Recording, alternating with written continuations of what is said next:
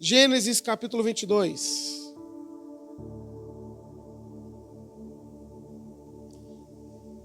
Nós vamos ler o versículo 14.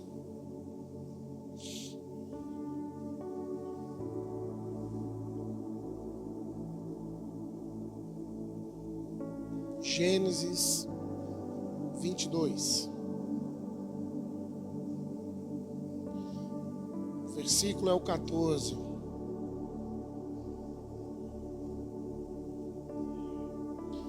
Vocês viram que hoje eu estou fantasiado de evangélico. Hoje o pau vai quebrar aqui hoje, viu? Que hoje eu estou crente. Então, ó o meu tecladista como é que tá. Mais tarde nós vamos pregar na Assembleia de Deus, tradicional. 22, 14. Abraão deu àquele lugar o nome de, abre aspas, o Senhor proverá. Por isso até hoje se diz, no monte do Senhor se proverá. Abraão deu àquele lugar o nome de o Senhor proverá. Por isso até hoje se diz, no monte do Senhor se proverá. Feche os seus olhos por um minuto. Senhor, em nome de Jesus, obrigado por tua graça, obrigado por teu amor e por tua misericórdia. O Senhor é bom, Pai. O Senhor é bom. A sua misericórdia se renova a cada manhã, Jesus. E que nessa manhã de ceia, Pai, a sua misericórdia esteja em nós. Pai, a minha oração aqui é a mesma de sempre, que eu não atrapalhe a tua mensagem, mas que eu seja um canal para falar aquilo que o Senhor quer, em nome de Jesus. Amém. E amém. Jonas, você que já ia falar que se ele quisesse descer, ele podia descer. Mas é.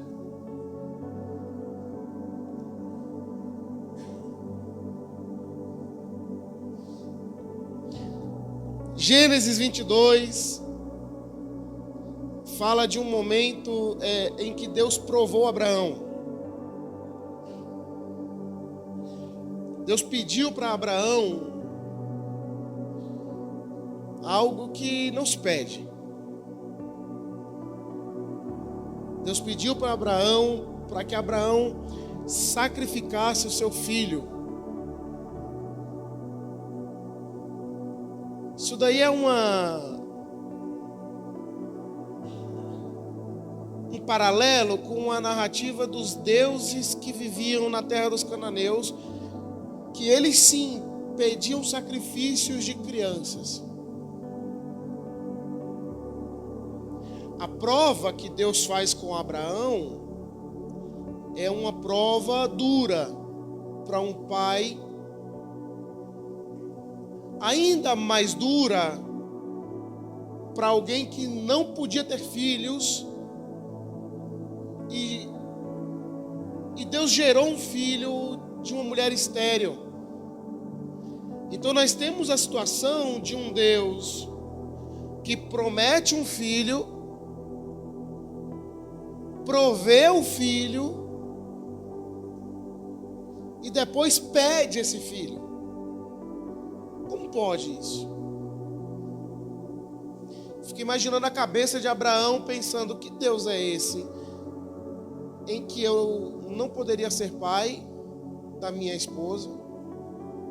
Então ele abre o ventre da minha esposa, me dá um filho dela, e agora ele pede para que eu sacrifique o meu filho.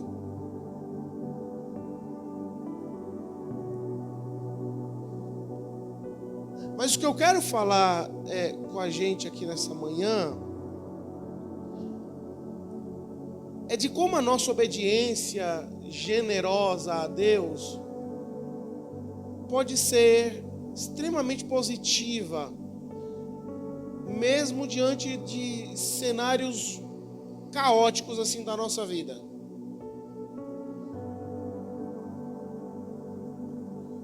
Abraão, gente, era filho de um homem chamado Terá. Terá era um construtor ou um artesão.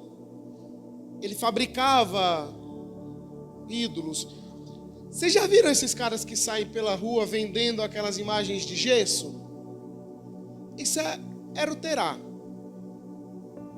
Ele tinha uma pequena fábrica de ídolos em que ele fabricava alguns deuses cananeus. Então toda a sua casa naturalmente estava bem familiarizada com aquilo. Mas em um momento da vida, Abraão recebe uma voz do além dizendo: sai da tua casa, da tua parentela e vai para um lugar onde eu vou te mostrar. Porque a promessa para Abraão era: você se tornará pai de multidões. Qual que é a complicação disso? A esposa de Abraão era estéril. Então a promessa não condizia com a realidade que ele vivia. A profecia dita por Deus não fazia sentido com a realidade que Abraão tinha. Como eu vou ser pai de multidões se eu não consigo ser pai de um? Porém, Abraão obedece o chamado, sai da sua cidade, sai da casa dos seus pais, leva a sua esposa, leva alguns servos e servas que tinha e vai andando para um lugar que ele não sabe onde é, mas Deus lhe mostraria. Pois bem, eu não quero dar muito pano de fundo, porque vocês já conhecem. Abraão recebe a visita de Deus e Deus diz: olha, você vai ter um filho. Ele recebe a mensagem, não acredita muito. Sarai, sua esposa, tenta burlar as regras desse milagre, dando Agar, sua serva, a Abraão. Eles têm um filho chamado Ismael. Ismael cresce. Agar agora, que antes era serva, passa a maltratar a sua senhora. Deus volta a Abraão e diz: eu vou te dar um filho, mas não de outra pessoa, um filho de Sarai, a sua mulher. Mas Senhor, ela já é velha, eu já sou velho, além de tudo isso, ela é estéril. Sara, escondida na tenda, ri. Deus pergunta para ela: por que você riu? Ela tenta mentir para Deus. Não ri não. Como pode? Mentir para Deus. Não riu, eu vi. Fato é que Sara fica grávida, tem um filho. Esse filho é chamado Isaac. E agora, depois de muito tempo, Deus volta a Abraão. E a prova que Deus propõe a Abraão é a seguinte, vou ler para vocês, Gênesis 22, 1. Passado algum tempo, Deus pôs Abraão à prova, dizendo-lhe: Abraão. Ele respondeu: eis-me aqui, Senhor. Então disse Deus: tome seu filho, o seu único filho, Isaque, a quem você ama, e vá à região de Moriá. Sacrifique-o ali como um holocausto num dos montes que eu lhe indicarei.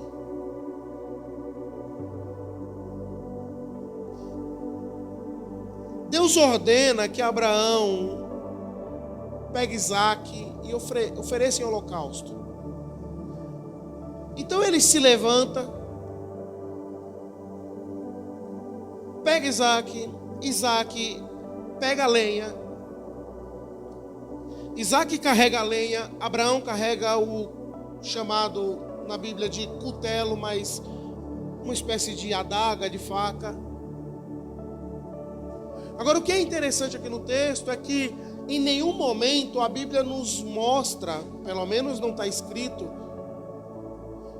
Abraão discutindo com o Senhor uma forma de não fazer aquilo. Não tem.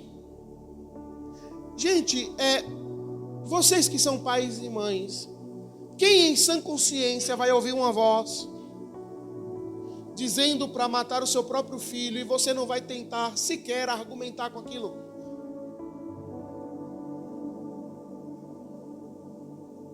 Pergunto para vocês, Abraão compartilhou essa conversa com Deus com Sara, sua esposa? Sim ou não? Você acha que uma mãe permitiria seu filho sair sabendo que ele iria ser morto? Porque até então ninguém sabe que Deus vai prover alguma coisa lá na frente. Mas ele se levanta de madrugada, pega o menino pega a lenha e eles partem com alguns servos. Chegando no monte chamado Moriá. Um dos equívocos que a gente tem nesse texto é de que a gente pensa que Isaac era só uma criança, quando na verdade ele já era um rapazinho. Teologicamente a gente tem a ideia de que Isaac teria entre 14 e 16 anos quando esse episódio aqui aconteceu, ou seja, ele já tinha plena consciência de si mesmo.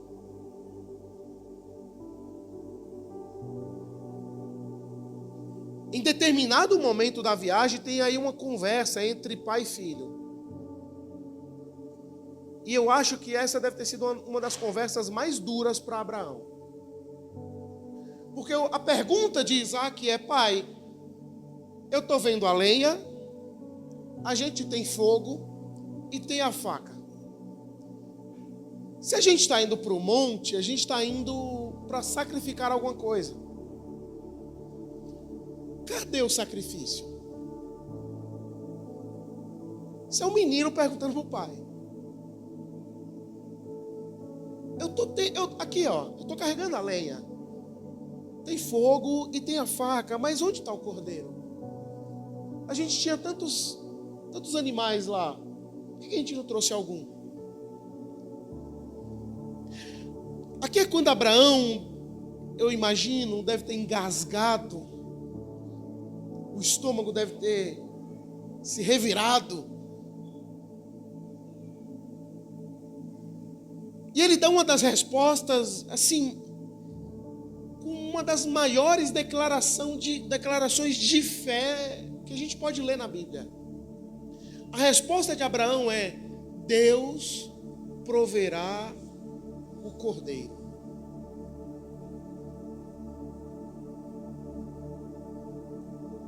Então eles chegam num local, Isaac prepara a lenha no altar, separa o fogo. Eu fico imaginando a cabeça de Isaac, ele está preparando, mas não tem nenhum animal por perto para sacrificar, não tem nenhuma galinha para sacrificar. Então ele está vendo a preparação, o fogo, o altar, a lenha, a faca, e ele está aqui esperando. De repente, Abraão pega no braço dele e começa a conduzi-lo para o altar. Gente, isso daqui gera uma crise no meu coração, porque a Bíblia não relata Isaac se debatendo com o pai. Ele tem 14 anos, ele sabe o que está acontecendo. Ele já viu inúmeros sacrifícios do pai fazendo. E a Bíblia não relata que ele tentou sair, que ele tentou conversar, discutir, fugir. Não. Ele só aceita, se deita no altar.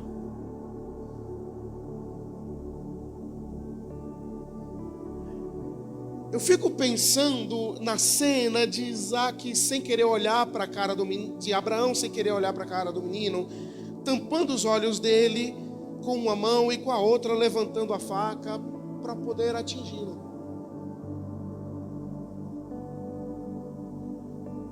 Minha cabeça viaja muito nessas coisas, mas eu fico pensando, sabe, igual cena de filme, aquela câmera lenta, igual os doramas que a minha mulher assiste em casa, que demora 3 horas um episódio.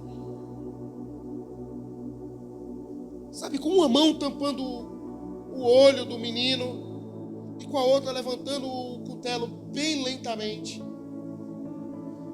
E na hora que ele vai apunhalar o menino, Deus chama ele a faca para assim, ó, sabe? Sabe aquele drama todo do filme? Abraão, não precisa mais sacrificar o menino, porque agora eu sei que você me ama. Então a gente chega num ponto que a gente leu no começo. Porque um cordeiro aparece preso por uns galhos. Abraão pega e sacrifica o cordeiro no lugar de Isaac. Gênesis 22:14, pelo que chamou Abraão aquele lugar Jeová Jireh, de onde se diz até hoje, no monte do Senhor se proverá. Mas uma coisa que a gente precisa entender nesse texto aqui é que as provações enviadas por Deus, elas sempre são pedagógicas, sempre são para nos ensinar alguma coisa. O que eu quero com esse texto aqui é que a gente converse sobre generosidade no meio da provação.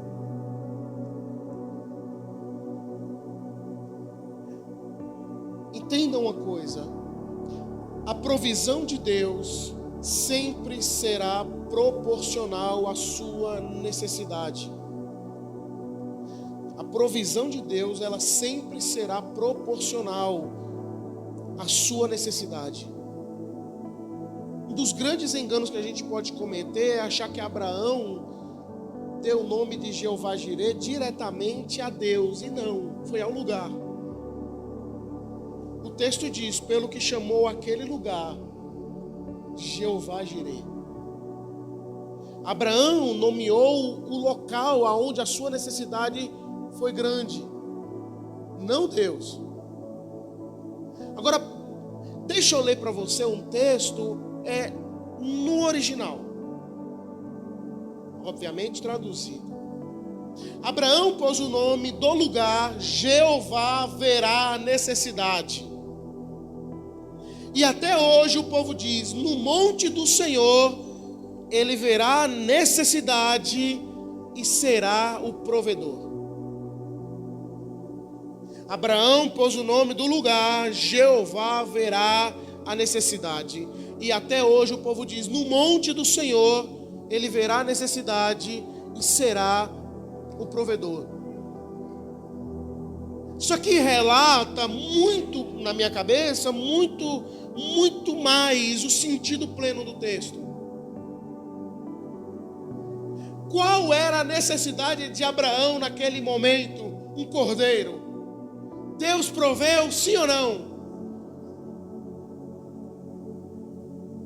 Então esse Jeová que é Jireh, que provém, ele não provém aleatoriamente, ele provém mediante a nossa necessidade.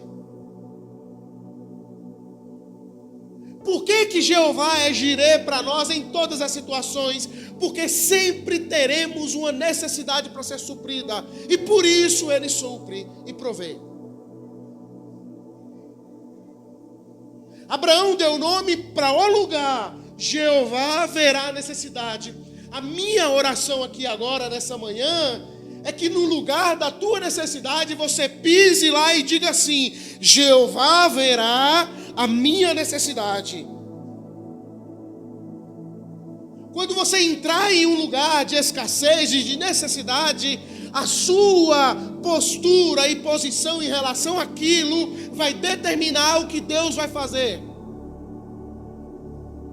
Se você vê a necessidade, então profetiza dizendo: Jeová verá a necessidade.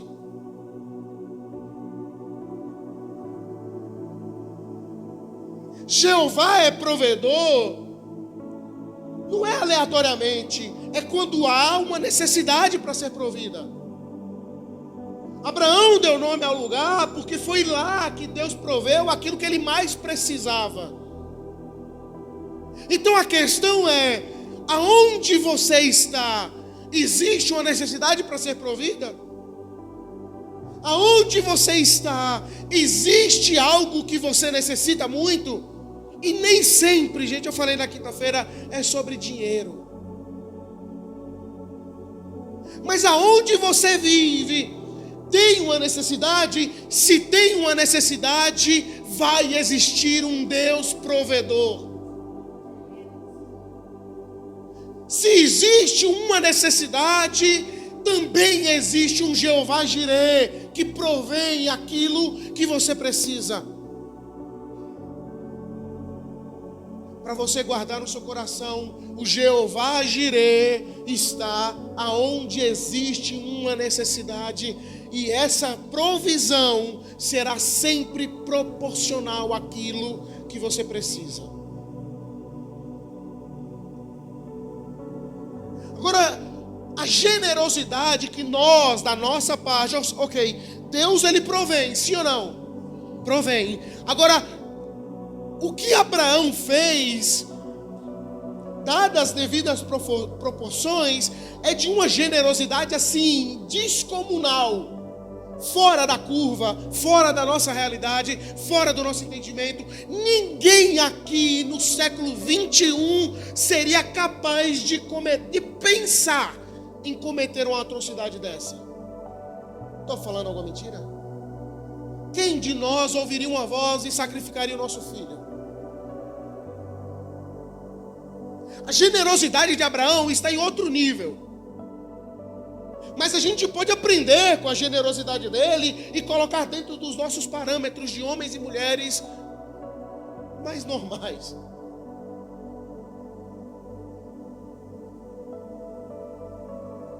A generosidade é uma maneira de romper com o medo.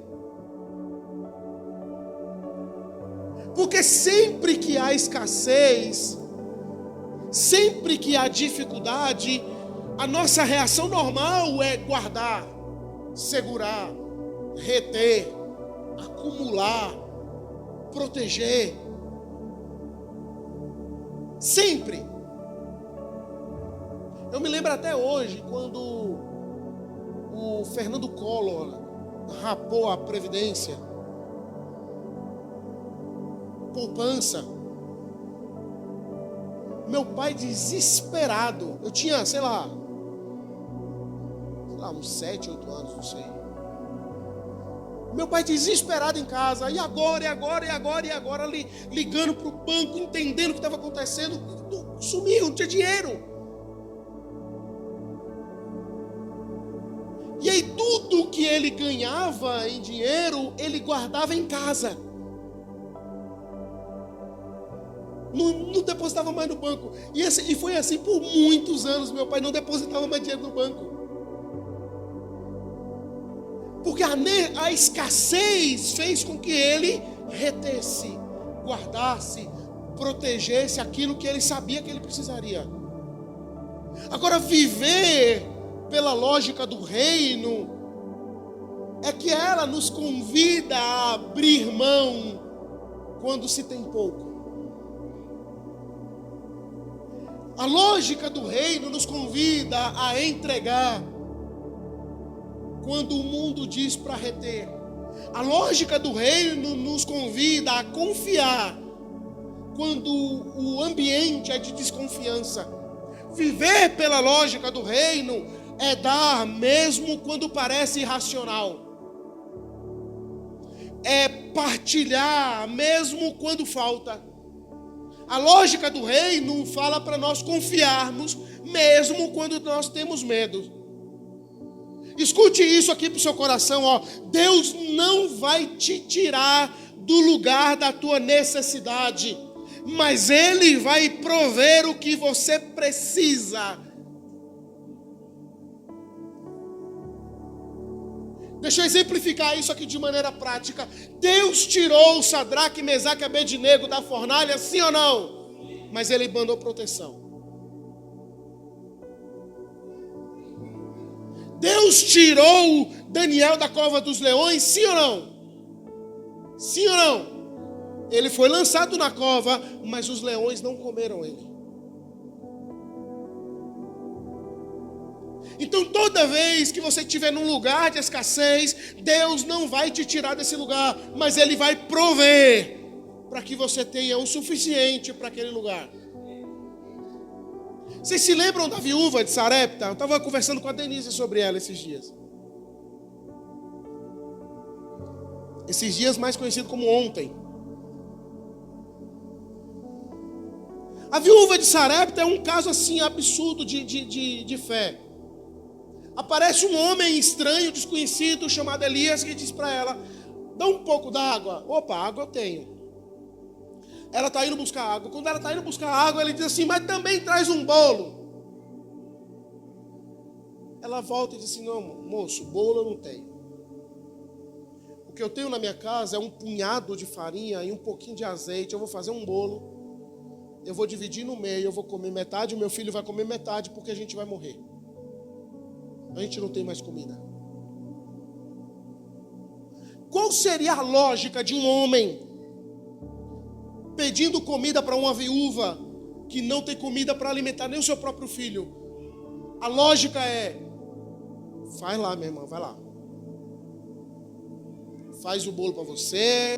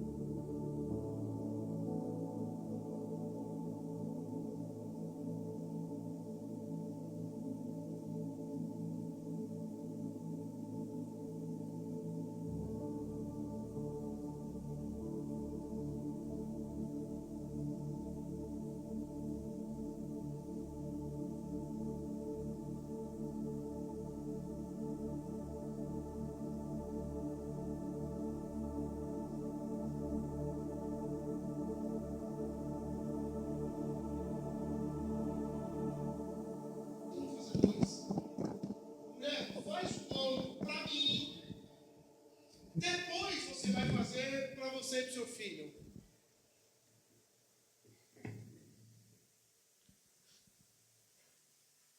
A viúva obedece então a palavra do profeta e faz o bolo para ele. Entrega o bolo para ele. Ele come o bolo. Ele bebe a água. Ela fica sem nada.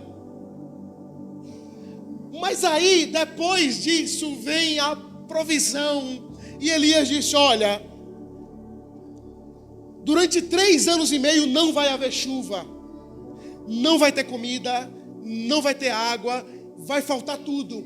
Mas na tua casa, o azeite não vai faltar. E a farinha não vai acabar durante o período que não haverá chuva.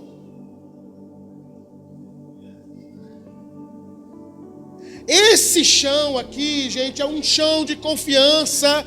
Esse altar é um altar de entrega, é um lugar de milagre, porque o mundo está cheio de panelas vazias que vivem com medo do amanhã. Mas nós não vivemos assim. Nós confiamos no Senhor, que gera todas as coisas, que provém. Sabe, nós somos o povo que entende que vale a pena repartir o pouco que tem. Nós somos o povo que entende aquilo que a palavra diz, que quando a gente entrega, Deus sustenta. Quando a gente divide, Deus multiplica. Quando a gente confia, Deus surpreende. Nós não precisamos ser ricos para sermos generosos. Nós precisamos ser confiantes e obedientes. Porque às vezes a gente fica esperando ter muito para poder compartilhar. E Deus não quer o muito. Eu falei na quinta-feira, Deus quer o sim. Como é que a gente tem lidado com aquilo que Deus tem colocado em nossas mãos? Ok, talvez você está vivendo agora num período de vacas magras. Mas mesmo no período de vacas magras, ainda tem vaca. Mesmo no período que tem pouco, ainda tem pouco. Compartilha, que você vai ver uma multiplicação acontecer na tua casa.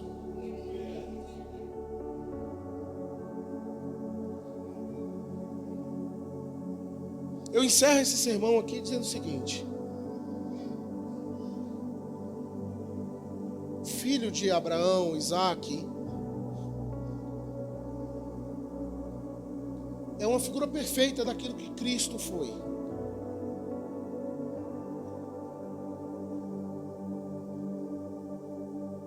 Filho de Abraão é uma figura perfeita daquilo que Jesus foi.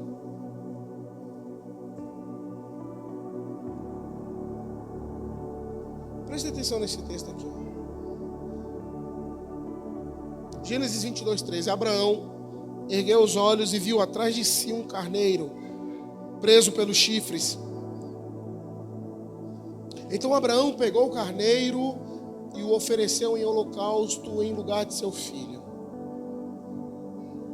Abraão ergueu os olhos. Se ele ergueu os olhos, me ajuda aqui a pregar. Se ele ergueu os olhos, ele olhou para onde? E eis que viu um carneiro.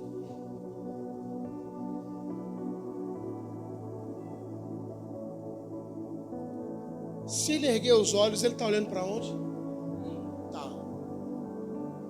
Ele vê esse carneiro aonde?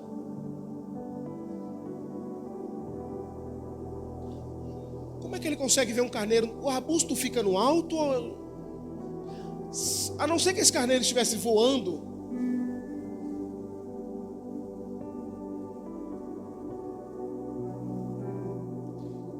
Isso aqui é uma figura perfeita daquilo que Cristo foi. O que o texto está dizendo para nós é assim, ó, todas as vezes que você focar em uma necessidade, você sempre vai ver um problema. Todas as vezes que você focar em uma necessidade, você vai sempre enxergar um problema. Mas quando você focar no provedor,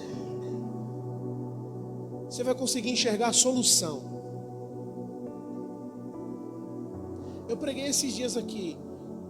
O texto é: elevo os meus olhos. De onde me virá o socorro? O meu socorro vem do Senhor, que fez os céus e a terra. Agora, se você inverter o texto para a sua realidade e dizer assim: abaixo os meus olhos para o problema, de onde me virá a aflição? A minha aflição vem da minha conta bancária.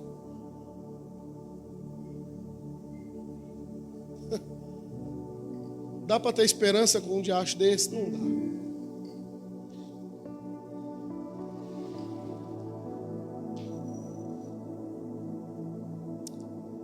Estende as suas mãos assim para uma palavra profética.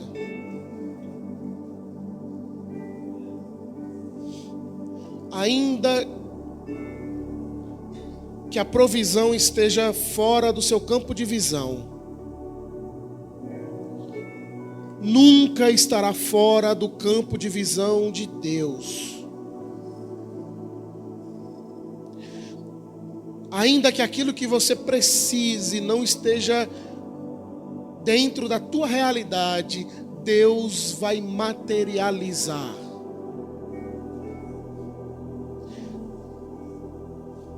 não havia cordeiro, não havia carneiro, mas quando Abraão ergueu os olhos para o alto, um cordeiro apareceu. E aí vem a relação maravilhosa entre o Monte Moriá e o Monte Caveira. Houve 2 mortes nesses montes. Assim como Isaac, Jesus carregou a madeira em que ele seria sacrificado. Assim como Isaac, Jesus caminhou voluntariamente em direção ao sacrifício. Porém, no Monte Moriá houve um grito que impediu a morte de Isaac, dizendo: Abraão, para, eu já sei que você me ama. Mas no Calvário, Jesus que gritou dizendo: ai, eu entrego, está consumado. A minha vida é tua. O grito no Monte Moriá salva a vida de Isaac. O grito no Monte Caveira salva a nossa. No Monte Moriá nós vimos o que um homem, Abraão, é capaz de fazer por amor a Deus.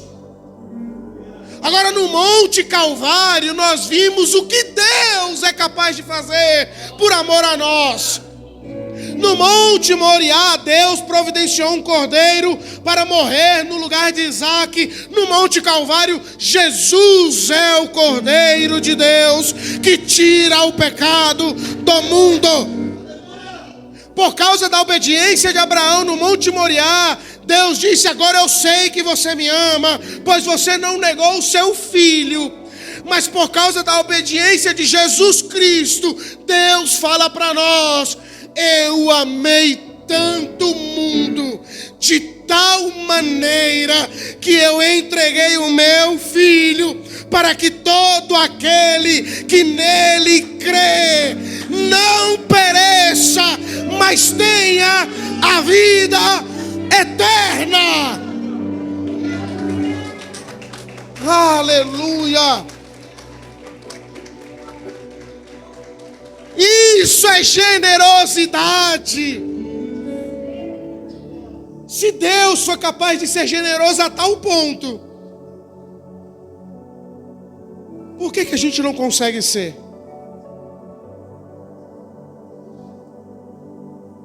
De novo, eu não estou falando de dinheiro. A generosidade é muito maior que isso. Mas quantos de nós temos sido, e eu falei na quinta-feira, generosos com o nosso tempo, com os nossos dons, com o nosso talento? Quantos?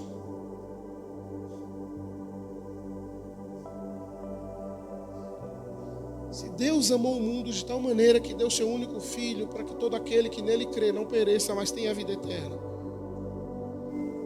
Será que nós não somos capazes de dar o nosso tempo para fazer com que a igreja dele avance? Minha oração aqui é que a nossa generosidade seja maior do que a nossa escassez. Seja generoso, mesmo que no pouco. Se coloque de pé em nome de Jesus.